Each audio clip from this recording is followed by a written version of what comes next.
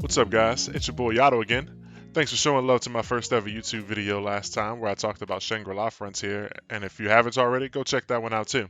Today, though, I'm going to be recommending a few more of my favorite series that I think you guys should be reading. If you're already following some of them, then there will be timestamps below that you can use to skip the series that you're already following. Before I get started, I wanted to remind you to like this video, subscribe if you haven't already, and please leave a comment below letting me know your thoughts. Tell me if you've read any of these stories, and if so, which are your faves, and what other types of content you'd like to see from me. Alright, with that out of the way, let's get started. All right, so I'm gonna start the list off with "Make the Exorcist Fall in Love." Now I know it sounds like one of those names where it's like, oh no, I don't want to read that. It doesn't sound like something for me. But it's trust me, it's one of those that's hard to recommend off the name, like Magical Girl Madoka or like Made in Abyss with how it looks cute when you see it, or Promise Neverland sounds like not what it actually is. But when you read the first chapter, you're like, holy shit, what on earth is this? So, "Make the Exorcist Fall in Love" falls into that category. So don't go running yet. So the story begins with the line stating that this will be a holy war, but it's a story about finding love and hope blooming in the midst of that holy war. The story begins with a young boy. He was raised in a church to be God's number one soldier against Satan. He's taught the importance of resisting temptations of man so that he can remain pure. And Satan does, Satan things, sends his demons and armies of warriors to try and tempt the main character and defeat him. And so currently there's no name for our main character right now. In the beginning, they just refer to him as it or him. But later in the series, they start calling him father. But anyway, early on in the story, you can see how rough the main character's upbringing was, both through flashbacks, seeing him getting lashed out and having God's teachings beat into him. He gets the shit beat out of him. They are like really beating him, like no looking at women. You will resist temptation type stuff. So they are beating it into him. And then later in the current time, he's like I said, they don't even give him a name. Like they just refer to him as it. They don't even consider him a person. They call him a thing, and that's because the church only sees him as a weapon capable of defeating Satan in the holy war.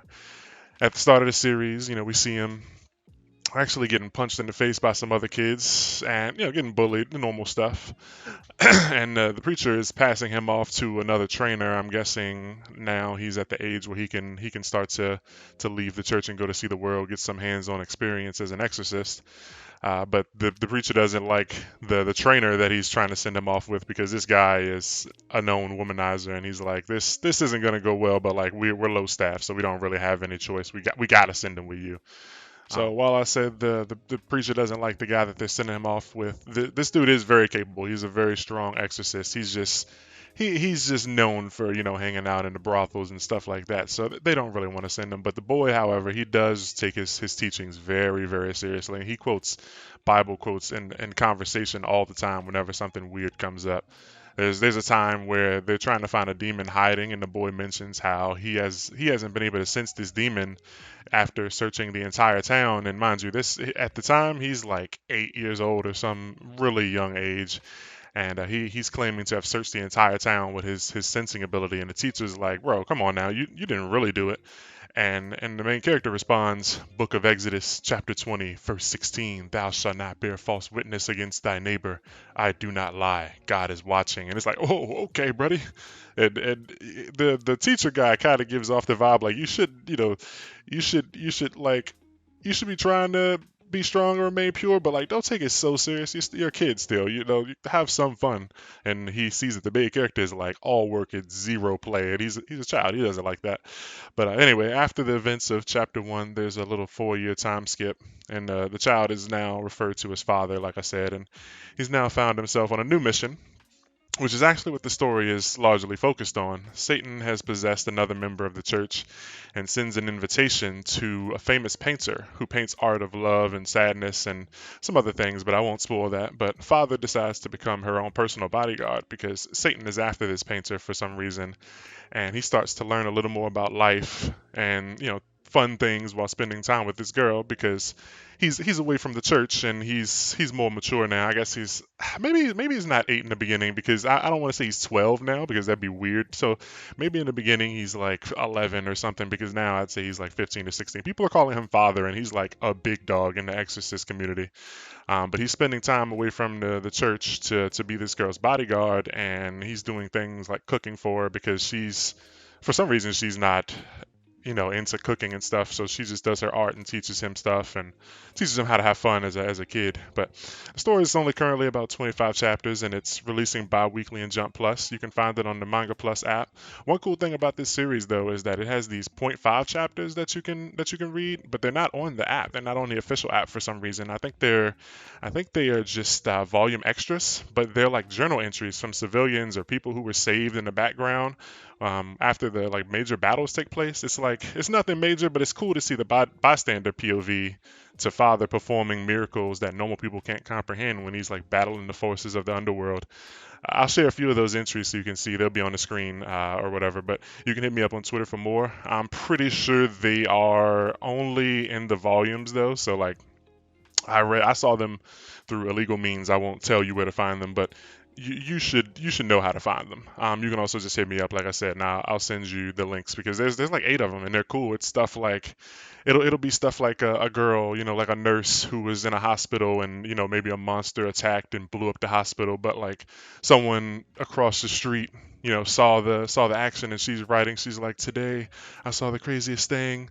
A monster appeared out of nowhere. It started consuming bodies of all the patients, and a young boy appeared and he saved the day. Blah blah blah. I want to, it's stuff like that. So it's like every now and then there's these point 0.5 chapters where it's just a journal entry from one of the citizens or civilians, whatever you want to call them, and it's really cool. It doesn't, it's not something you have to read, and a lot of people have probably skipped over it because it's not on the Manga Plus app. But like it's really cool, and it's actually one of my favorite parts of the series. But yeah, pretty sure they're in the volumes, so if you buy the volumes, you should get them. But that's Make the Exorcist Fall in Love. Hopefully you like it and check that out. So next I want to go into The Game Devil, which is a Jump Plus series that just recently started. It only has about 3 or 4 chapters. It's not very long, and I won't say too much about it since it's so short. But it's about a guy named Roku. He wants to be a manga artist, but he keeps getting turned down. He's submitted his art a couple times, and every time it's a new thing. The last time, which you see at the start of the story, the editor is like, "Hey man, maybe this just isn't for you. Maybe you should, your art's great. Maybe you should, maybe do the art for somebody else's story, or if you're gonna do something, maybe not, directly rip off the number one game right now, which is the Game Devil, which is what the series is based on. And this pisses him off a lot because the Game Devil is a game that his best friend when he was a kid made, and it was actually based on an idea that they had together when they were children, kind of like 20th Century Boys in a way, where like when they're kids, the things that they did as children influenced today's events. But his friend stole his idea for his comic and made a video game out of it, but the guy went missing, so he hasn't seen this kid in X amount of years, 10 years or so, and now his game is the number one game, and it's the main character's idea, and so he's not getting credit for it. Nobody knows that he had any hand in it. And he meets another friend along the way, and she's like, "Oh, I always loved your art when we were kids." And he tells her that it's a done deal, like he's getting serialized. He lies or whatever, but she's interning at the Game Devil Studios, and so like as he's leaving the interview with the editor, he's about to give up. He's like, man, this shit sucks because like I keep getting turned down, and he only wants to draw his favorite character. He only wants to draw the Black Knight saving the day, and so he's like, I guess I just got to give up on the Black Knight. And he thinks about it, but then suddenly like a large alert goes out, an in-game event happens, and sirens everywhere, and monsters actually appear in world, and everyone's freaking out. They're thinking like, okay, they're either freaking out or they're thinking it's like a joke, maybe it's special effects.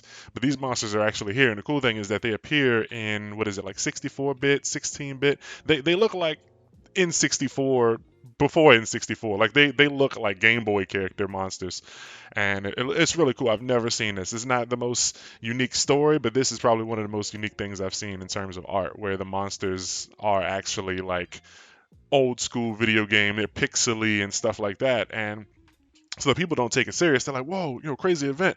And so the monsters start attacking people, and the people that they attack then become pixely, and as they attack the people, the monsters themselves become more real. So the real world is becoming the game, and the game is becoming the real world. I might have flipped that, but real people are becoming game characters, and if they die, they're really dead. They become NPCs, and their speech is like super video gamey. They say like things like, "Oh my God, save me, hero!" And so the main character, he's panicking. He's like, "What the hell is going on?" He sees a little kid about to get attacked. He rushes over to try and save the kid. versus this giant Cyclops. He shouldn't be doing this. So as he's about to get destroyed, the avatar of the Black Knight comes from his phone and saves him and tells him that he is the hero, that he's gonna be that guy. And so it's cool so far. We haven't left the like starting town in the first like 3 chapters, but at the end of the third chapter, it looks like we're about to start heading out. And the Black Knight tells him that like he is his avatar, and the Black Knight has its own level, and Roku has his level, and so he has to level up and basically get tight with the suit. And the goal is to defeat the game devil who is trying to basically destroy the world. So check it out. It's pretty cool. It's short, nothing amazing, but I think you'll like it. The art is very cool. Check it out. Next, I want to talk about Marriage Toxin. Just like before with Make the Exorcist Fall in Love, it's another series that's kind of hard to recommend by name alone, so I'll tell you a little bit about it. This series has some similarities to Sakamoto Days, so if you're a fan of that, then this will be right up your alley. The MC is basically a younger Sakamoto, but he's a member of the famous Poison Clan and a top class assassin. He didn't go to school or do the things that normal kids do while growing up. His life was just assassination, learning poisons and how to kill people. Marriage Toxin is about this guy. His name's Garo, and along with his sister, they're the remaining 2 people in the Poison Clan, other than their grandma. But they're the last ones that can keep the clan alive. And so their grandma tries to set him up with members of the Branch family, but he's not interested. He decided that the clan will die with him, basically, and tells his sister that she can just stay with her girlfriend. After that conversation, Garo meets up with a fellow assassin buddy called Bug User. We don't know his real name or if he even has one, but Bug User tells Garo that he's getting married, which really shocks Garo because Bug User looks like ass. He's bald, he's got like a big centipede tattoo going over half of his face, and he's got like bugs crawling over him. But yeah, dude looks like ass, and it's like there's no way in the world you get married before me, but in this world, assassins specialize with killing certain things, like Garo being a poison specialist and traps, and bug users specializing in killing with bugs. So they have that conversation, and Garo's like, "Hey, man, maybe there is hope for guys like me since you're getting married, but they're cool, they're on good terms. It's not like a shade thing. He's just like, damn, maybe I should give this a try." Later on, Garo's hired to kill this marriage swindler, and he gives her a poison that will slowly kill her over an hour of time. And while dying, she tries to trick him. She says stuff like, "Man, you're, attractive. You look like my first love," and things like that. And he's like, "That's not gonna get me. That's not gonna get me to stop killing you or whatever." So he gets a phone call from his sister, and the sister's like, "Man, it's over. GG's done deal. Grandma has put her foot down, and she's forcing me to marry someone to bear an heir so that we can keep the clan alive. And I'm gonna have to break up with my girlfriend." But Garo, being the bro that he is, he's like, "Nah, I can't let you do that. You stay with your girl. That's your boo. Can't let you break up with her." So he tells her he's gonna fix it, and he goes back into the room with the swindler, and he's like, "Yo, marry me." And she laughs him off. Dude, Gail's got no game. She's like, "Yo, you really gonna come in here and just say marry you like that? Like, I don't know anything about you. You can't just force yourself upon somebody and think they're gonna like you. You gotta like open up and lay yourself bare." And some things happen. He eventually does get the girl to come around. She doesn't agree to marry him, but he does save her on the condition that she does help him find a woman that he can fall for himself. And he calls Grandma and tells her that he will keep the clan going, but on his terms. So instead of being set up with somebody, he will actually find his own woman. The story continues. It follows these 2 characters as they try to hook up Garo with girls. And they aren't all damsels in distress, so it's not like him just saving the day. Although he does, he's an assassin, so he gets hired to save people and to help people out and stuff like that. So they're not all damsels. Sometimes the girls are badasses or assassins. The series is actually gaining a lot of popularity, and the art is really fire. I'll share some of it, above. You'll see that. But like I said before, it reminds me of Sakamoto Days. So some of those really crazy art spreads that you see in Sakamoto Days, I feel like you can kind of compare it to that. It gets really cool. Give Marriage Toxin a try. You can read it on Manga Plus for free, and it's at about 25 chapters right now. So this next one you've likely heard about, Dandadan, written by Yukino Butatsu, is one of the more popular manga going on right now, and one of my favorite ongoing weeklies. The author is a former assistant of Fujimoto Tatsuki, which is the author of Chainsaw Man and Fire Punch. You probably heard of those. You're probably watching Chainsaw Man. But the story follows a boy and a girl. The girl doesn't believe in aliens. The boy loves aliens. He wants to meet them. The boy doesn't believe in ghosts, and the girl believes in ghosts. Her grandmother taught her how to become a spirit medium as a child, but she got ridiculed because of that. So she see, they both got some issues. They both don't believe in the other thing existing, and they both dare each other to go and check out a popular site for aliens and ghosts. Well, would you believe it? Both of them find out they're both real, and they come into a near-death encounter with aliens and/or ghosts. And the boy becomes possessed. He loses his dick, because he's cursed by the spirit of the Turbo Granny, who offers to gobble his meat in exchange for letting him suck on her tits. And so yeah, he becomes possessed by the Turbo Granny, giving him powers of speed and strength and a lot of other things, but it really depresses him out. He looks really cool when it happens, though. His transformations are fire. And the girl, her powers, when the aliens capture her, they try to use her to reproduce their own species because they can't reproduce. So yeah, that part gets a little weird, but after that, the series is fire. 10 out of 10 IMO. Honestly, one of my just top favorite reads. Every week when it comes out, I am very excited to read it. It's like my drop everything and read series. The story goes on. Right now, it's at about 80 chapters or so, and it's an occultic battle series. The two, they're basically Ghostbusters. They go around and they fight different urban myths and aliens and things like that. There's the Loch Ness monster. There's a giant like suicide death worm, and there's a lot of other stuff, crazy stuff. Aliens attack, and there's kaiju battles, and man, it's cool. This series has it all. It's got food. It's got comedy. It's got grandmas, sexy grandma. You gonna love her. The fights are very dope. The art is fire. You'll really love it. The series has some feels, some emotional moments that'll pull on your heartstrings. The two main characters, they kind of develop a thing together, but there's a lot of other characters. They get some other bonehead homies that join their squad, and they're all a lot of fun, goofballs. But besides that, man, I think you should really check this out. It's got a lot of different things to it. It's a series where you really can't predict it. If you read Chainsaw Man, there were times where it's like you have no idea where this story is gonna go, and if somebody tells you that they know like what's gonna happen, or that if somebody tries to predict what's gonna happen in Don to Don, it's just not possible. Like there's no way to know what's gonna happen. Every week is just a blast of just insane craziness happening, and I love it.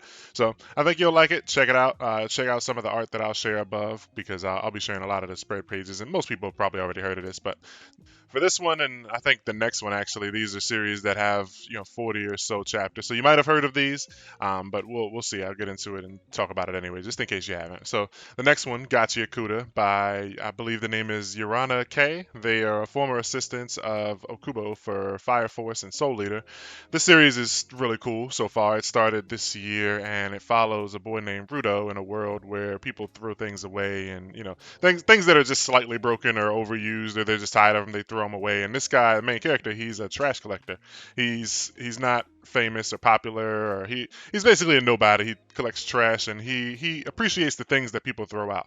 So he lives with his like adoptive stepdad or something like that. And one day he's framed for the murder of his caretaker, and he is sentenced to death, where he's tossed into the abyss. And this city is like way up in the air, like I think Made in Abyss. They're like way up though, and they toss people off. They kill criminals by just chucking them into the abyss, and it's a large hole that you just can't see the end to. And while he's being thrown, he swears that he'll kill all of them, saying that he'll make it back up, even though that's never happened before. So he's falling, and some weird things happen. It looks like he's going through different dimensions or worlds, but he ends up landing in like a junkyard or a landfill, and basically there's a whole world down here. Come to find out that this is the surface, and the place that he was in is often referred to as heaven. And so all the junk and trash and dead bodies and things that are thrown from the heaven area end up down here, and over time, it actually causes monsters to be created from this junk and trash that the people down in the surface world actually fight. And so he encounters the first human in this area, and it's a guy named Engine, and he's a part of a group called the Cleaners, and they go around and they take care of these monsters. They call them aberrant beasts that form from the garbage that is thrown down here. And so Rudo's whole goal is making it back to the surface world, and figuring out who murdered his father figure, and getting revenge on the people up above. There's some mystery there, but while he's stuck down here, he basically ends up having to join the Cleaners, because they tell him that the only person that has information on how to get back up is the boss of this organization, and like you're not just gonna get info from the boss for free. So he ends up joining them, and he has some really cool powers. The powers in this series, and the art in this series are really fire. Like I believe the author actually has like a graffiti artist that they use or something. Like they have a guy who specializes in graffiti that does the art for this series, maybe, or maybe they just help like do backgrounds and things. But when you see it, you'll be like, wow, this is nuts because it's not something that you're used to seeing in these type of stories. It's in Weekly Shonen Magazine, and it's currently about, I want to say, like 36 chapters or so. Comes out weekly. I wouldn't be surprised if we got an anime for this in a year or so. It's really cool, and I think you'll like it. Next up, Ranger Reject, or Go Go Loser Ranger, if you have been paying attention to the internet and seeing the official names that they've given to this. I hate the name, but what can you do? I like Ranger Reject more, so that's what I've been calling it. That's what the unofficial translators have been calling it. So yeah, did you grow up watching the Power Rangers? Did you like that show, The Boys, that was on Amazon? If so, imagine those two things together, following the main character who is actually the villain of basically the Power Ranger stories, the little putty dudes who are usually soft-bodied and get balled up. Main character is one of those guys. He goes by Foot Soldier D, and in a world where the Rangers have actually beat down the bad guys to the point where they are forcing them to take part in Sunday battles for everyone else's entertainment, while also making people think that the alien threat is still real. So D is tired of being treated like a Saturday morning cartoon, and he decides to break that system, break the cycle, and escape. So he wants to infiltrate the Rangers and take them down from the inside because he's tired of the way they're treated, and he hates humanity. He's a bad guy at heart. He's an evil villain, and he likes to do terrible things. So this series is really cool. D and all of the other invaders that he is of the same species as, they are very weak, and their bodies are very fragile. Like just punching him would just rip a hole in his chest, or probably plucking him. Like he's very fragile. Bumping into people often shatters his face and things like that. So he's trying to infiltrate this ranger organization, while under the disguise of other humans, because he can shapeshift and he can regenerate his body. He's basically immortal. So every Saturday they kill these guys and they make it look like they're going for good, but the dust from their body floats up to the alien invader spaceship so that they can reset and get ready for next week's TV show. So they're basically forced into being these guys slaves to battle each week, just to sell toys and stuff for the Rangers and make the Rangers look cool. And the Rangers are absolutely nuts. These dudes are psychos. Like imagine every Ranger is like Homelander, but like they all still listen to the one Homelander guy, but like everyone's Homelander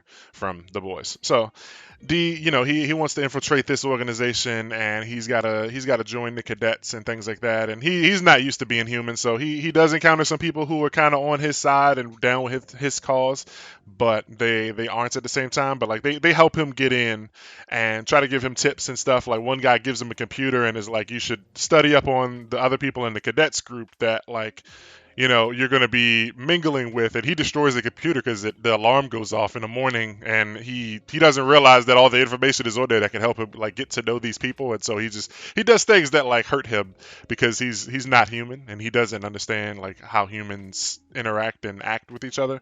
So it's really cool. The combat is fire.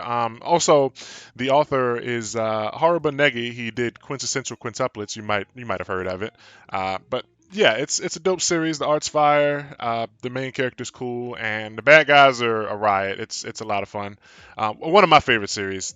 Definitely one of the ones I look forward to the most every week. So I think you should check it out if you haven't already. And this should be getting an anime soon. I can't imagine it not getting an official anime announcement sometime soon.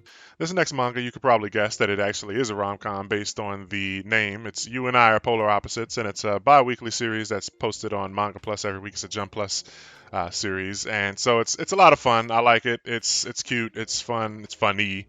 The main character is a girl who's very energetic and popular, and kind of a ditz. She's ridiculous, and the guy that she's into is he's more to himself. He's introvert, and he doesn't have many friends. He just kind of like does his homework and does his thing and goes home, and that's it.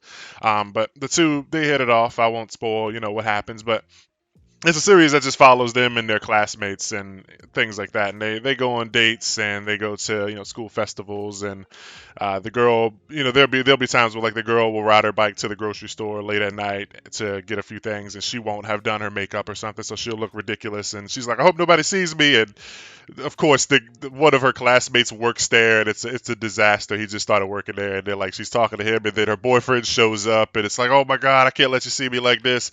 And there's a lot of like really funny faces and panels and stuff. Like they like really, I don't know what you would call it, like cartoonize her, where they like make her look like a bat or something with a big mouth. And there's a lot of like goofy stuff going on. It's a really fun series. It's nothing like too amazing or serious. I think everybody should check it out though if you like rom coms and cute stuff. I really like it a lot, so give it a peep. The Dark Doctor Ikaru takes place in a world where catastrophe struck the planet, introducing 100 million diseases that affect the entire world. The main character is a doctor who has a disease that breaks down any disease he's afflicted with, and then he becomes a magic bullet against those diseases. As you could guess, the power system in this world is diseases, and he goes around curing people. Most of the time, people have some sort of disease that makes them very violent or does something like turn them into a zombie or something else crazy or ridiculous. Once he's infected, you get this cool inner like Ikaru space. That's the name of the main character, Ikaru, where you see Death confronting the disease inside his body and breaking down what it's called, and then killing the disease, thus curing Ikaru himself. And then he'll find some way to get his blood on the opponent, infecting them, and his own blood will cure the disease that they have, making them a normal person, usually saving the day and things like that. Ikaru actually reminds me a lot of Andy from Undead Unluck. They both start off the stories wanting to die since they're immortal, and they both go on adventures seeking thrill of death. Ikaru is hoping to one day find a disease that will actually be able to kill him, and so he travels to a lot of different places and helps a lot of different people. He does meet some folks who stick around a little longer, and sometimes you get little flashbacks to his life before the period that the story is taking place in. So there's a bit of mystery. You want to know what happened to the people in his past, but he goes around making friends, making enemies, and everybody knows him as the Dark Doctor Ikaru.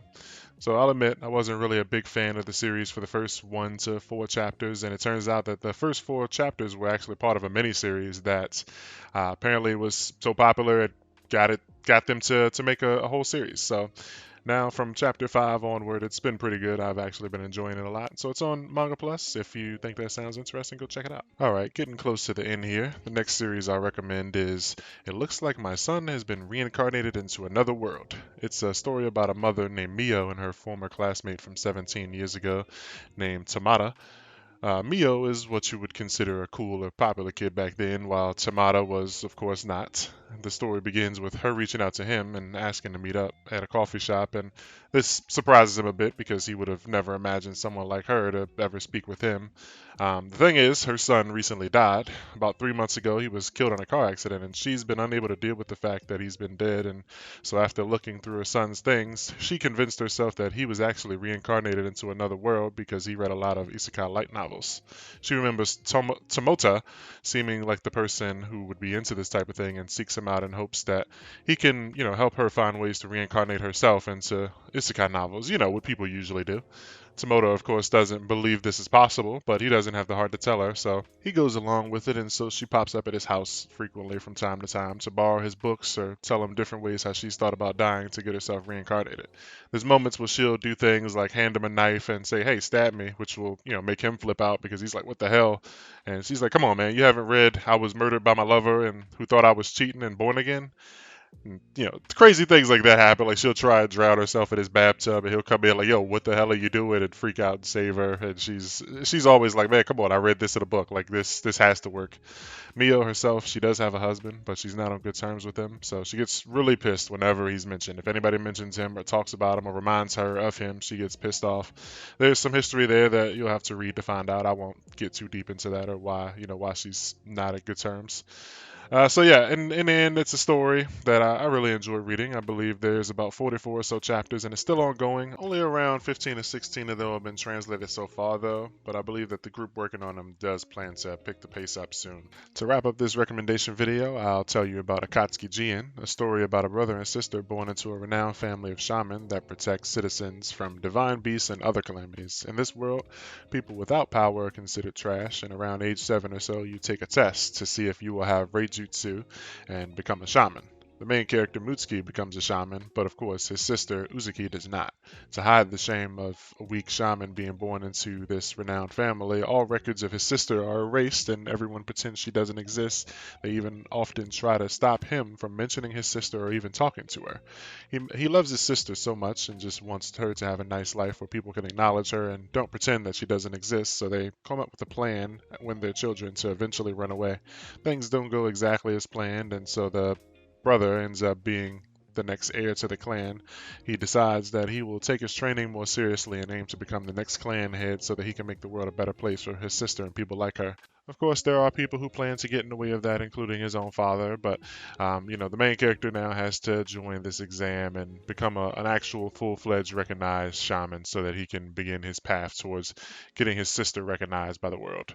The series currently is being translated by only about one guy, I think. I don't think there's a team or anything working on it, but it's been releasing pretty consistently and it has about 6 chapters. So if you catch up, you should be able to, stay current and without having to worry about, when the next chapter will come out. So that's a wrap on this manga recommendation video. I hope you enjoyed it yourself and found something interesting to read, or maybe now you have a new video to link to your homies to summarize the story that you've been trying to get them to check out. Either way, like I said before, please like the video, subscribe if you haven't already, and leave a comment letting me know what other types of content you would like to see. And tell me if you'd be interested in a part 2 to this video. This has been Yatagami, but you can just call me Yato. Thank you for tuning in, and I hope to see you in the next one.